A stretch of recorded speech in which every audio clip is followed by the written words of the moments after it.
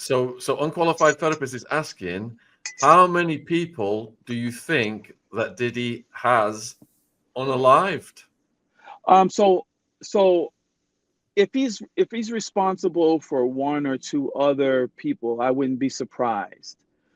But where there's smoke, there's fire. And Maya Angelou has a famous saying: if someone tells you who they are, believe them.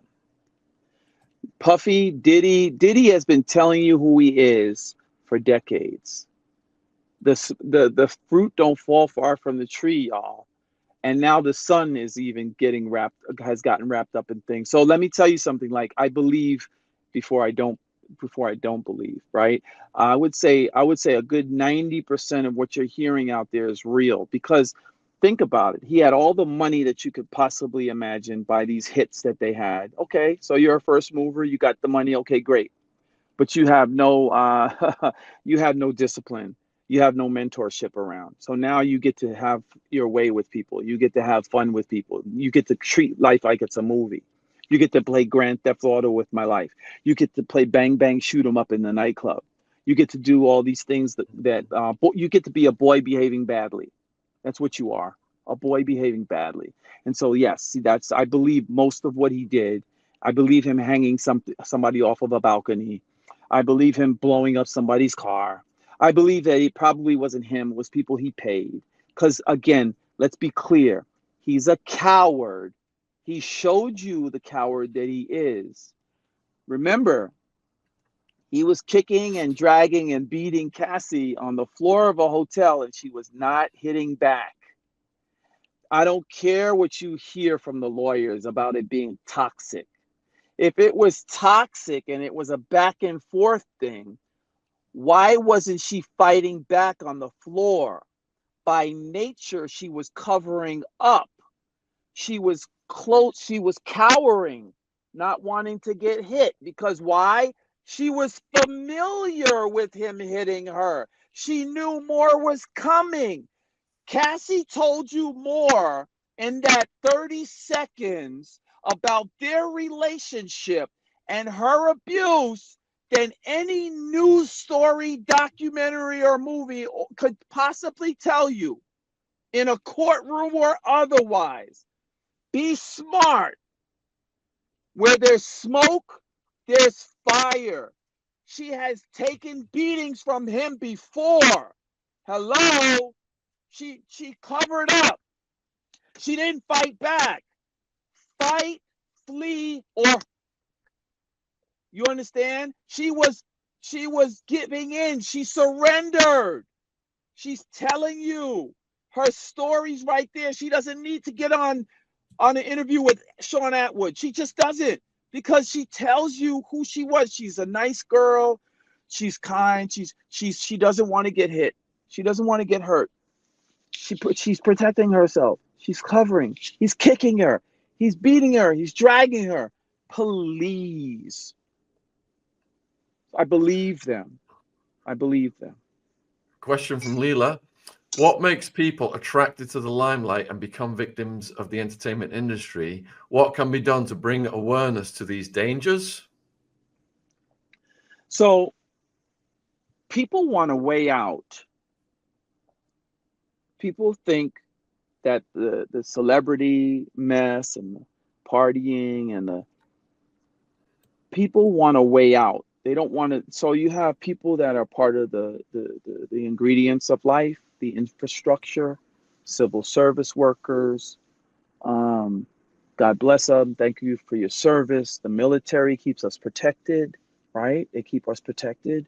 Um, yes, police enforcement, because if we didn't have police around, it'd be helter skelter around here, right? Probably in every neighborhood, because people don't know how to cooperate by nature. We fight each other. We have domestic issues. There's nobody out here to play judge and jury.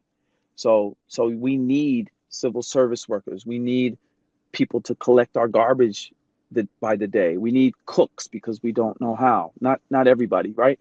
But I'm simply saying that we need the infrastructure in society, and they're going to be done by people who just want to toe the line. They don't want to be celebrities. They just want to pay their bills. And they want to get retired, and they want to live happily ever after. They just want to serve. I get it. And then there are other people who are extraordinary, who are very gifted, right? And they're like the icing on the cake of life, right? You have the cake of life, what I just mentioned, but then you got the icing on the cake, and the icing looks good. It's tasty, right? And yeah, there are very gifted people out there. A lot of gifted people, Shaun, from the singers and rappers to the ball players to, I mean, you watch America's Got Talent or England's Got Talent, you'll see all that stuff, right? So there's a lot of that, right? So, and they're worthy. They're worthy of getting attention, of making money, of getting their due, their blessings. And then you got the people in the middle, and you got a choice. You either are attracted to um, the gloss in life and the glitz, or you are attracted to your life's purpose. And your life's purpose may not be to be popular, but by default of you being a hell of a dentist, that makes people feel amazing when they come to your office with great bedside manners, etc. Because of who you are, people want you. They love you. They come back to you. You are the star of their story. But by default of you being an amazing dentist, now some news story wants to do a profile on you. So you got your 15 minutes of fame. No, you don't have to go out there dancing. You don't have to go out there flossing. You don't have to do music videos. You're happy and content with being a dentist. There's nothing wrong with that.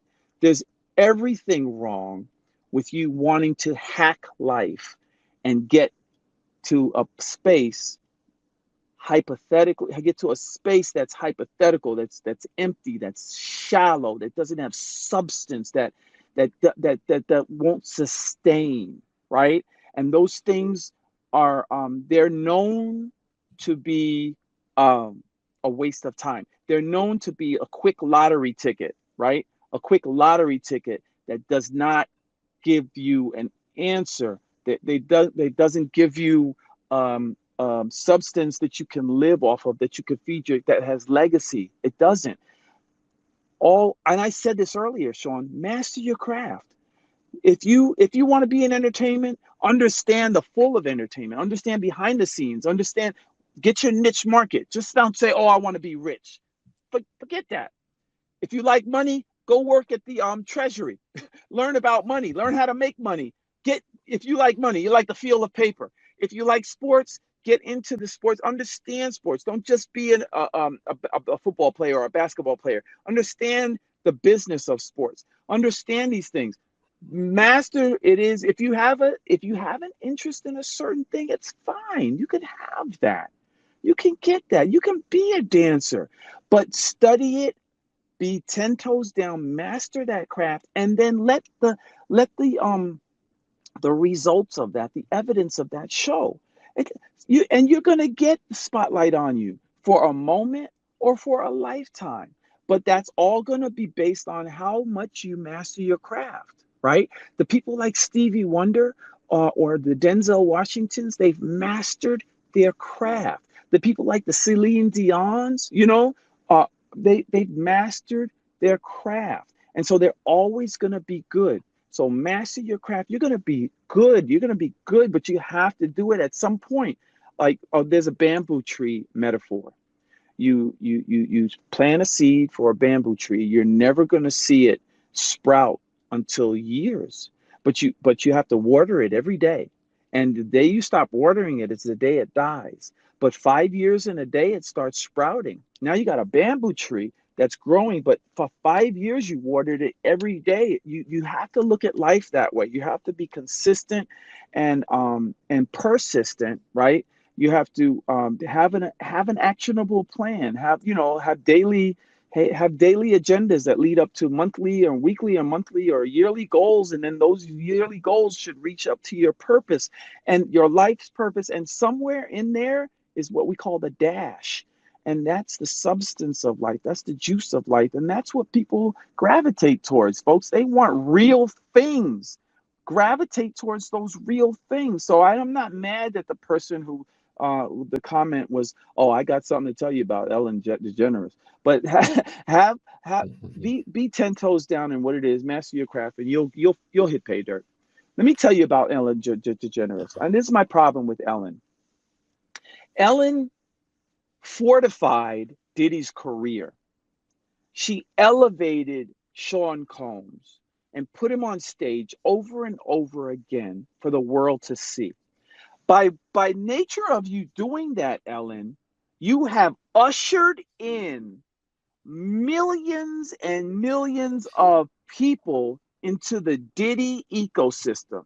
Not only that, you've given him millions and millions of dollars by you ushering him. So I don't have a problem with that. But Ellen, you know what my problem is?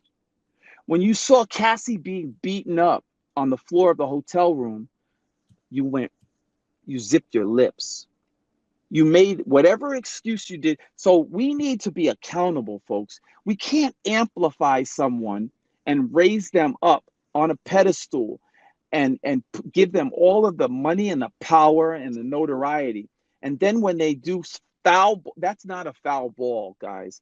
That's a deal breaker. What he did to Cassie is a deal breaker. So Ellen should have used her same platform to put out a decree and say, folks, I made a mistake. Look, Oprah did it. Let me tell you how Oprah did it. Oprah brought a guy named James Frey onto her show. He wrote a book called A Million Little Pieces, and he lied. She made him come back on the show, and she denounced him. She had to, because she told millions of people and responsible for millions of sales. Today, Ellen could have gone on her social media and say, folks, I was wrong. I made a mistake. I didn't look deep enough into this guy, and I ushered him into your lives. And by nature of me ushering him into your lives, I ushered him into the Kardashians' lives. I ushered him into celebrities' lives. I ushered P. Diddy, Shaun Combs, Puff Daddy, Brother Derelict into all of your lives, this menace to society, and I was wrong. I want to make it right. I want to balance the scales. I made a hell of a lot of money by bringing him on my show. I have to make it right. For my conscience, I have to make it right. And I have to serve you like I served you for so many years. Ellen had done a lot of good. But you can't serve everybody and then turn your back and ignore what you've done in that time as well. You elevated this guy. You created increase for this guy. You turned your audience into his audience and his audience into her. So you blurred the lines, right? You blurred the lines of celebritydom. And now you let everybody know his parties were popping. You are all with it on his parties. And so now when he goes foul and he turns into a menace, and you see he's a menace, you don't speak up. That's a problem for me, Ellen. That might be karma. I'm sorry, Twitch. Is it Twitch that passed away? That took his own life? Is his name Twitch? I'm sorry, but like, God don't like ugly. God don't like ugly. I don't know what's coming your way, Ellen, but I do know that you need to speak up. Your time has not come. Running away from this, Ellen, is not the answer. It's not the answer. Step up, get on the platform, just like Jay-Z. He stepped up the last few days. He said, "No, this ain't me, bro. This ain't me, bro. You got the wrong one. Who's who? Bring her to file a criminal complaint." Ellen, running is not the answer. That ain't it, Ellen. We need you to speak up. Kardashian, we need you to speak up too. You elevated and amplified this guy too. And so we're not saying that you're 100% guilty, that you're responsible for all these lives, but you ushered the naive white girl of age 13. You told her, oh, it's okay for you to pull up on Diddy's party because we say Diddy's okay. He's good with us. He's going to be good with you. Go to the Hamptons. He's going to be good to you. Yes, accept his drinks. Because you know why? He's good with us. He'll be good to you. No, all of these people, Shaun, They need to speak up and speak out and use their platforms, their social media, and they need to speak up and say, hey, I was wrong and I'm sorry. Let's make it right. Let's talk. And if you don't know how to make it right, ask questions. Ask questions. Use your platform to tell stories. How about that? Use your platforms to let victims tell their stories. Vet them out. Get your lawyers to vet them out, Ellen. How about that, Shaun? That's a way to do it. Balance the you went and you amplified this guy for so many years. Why don't you use your platform to tell some stories? Why don't you let Natanya Rubin tell her story? Why don't you let some of these other folks tell their story? He hung somebody off of a balcony. Have them tell their story on their platform. Have somebody write their story, write their book. I mean, there's so many ways to balance the platform, Shaun. But I think Ellen needs to, she still has a platform. Don't go running into the ether, Ellen, and think that you're not part of this. You are very much a part of this. And J-Lo, hello. J-Lo, you were there. You were there. You bought the gun in the club, J-Lo. I didn't say allegedly. J-Lo, you were there in the van, in the SUV. You were there in the club. You saw the guns popping off. You can act like you didn't see it, but we know you saw it, J-Lo. We also know you were with Diddy. You were the girlfriend of choice that night at the MTV Awards, J-Lo. J-Lo, we need you to speak up, J-Lo. Don't go hiding behind your glass house, J-Lo. It's time for you to come out and speak up, J-Lo. Hello, J-Lo, anybody home? J-Lo, come on out, come out wherever you are.